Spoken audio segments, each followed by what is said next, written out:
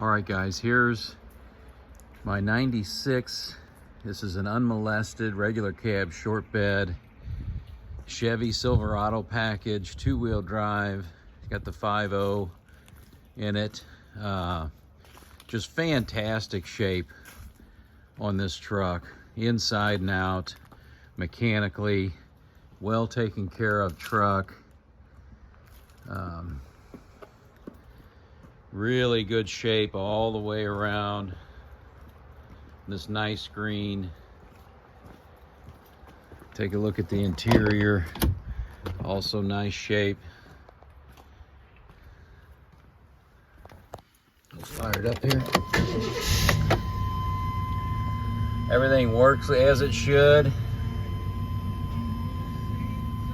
Good oil pressure, stereo, AC, heat, everything you would expect.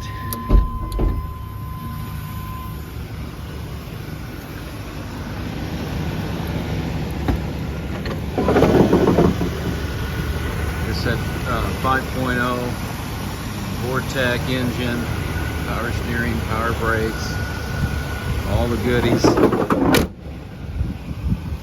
A fantastic driver.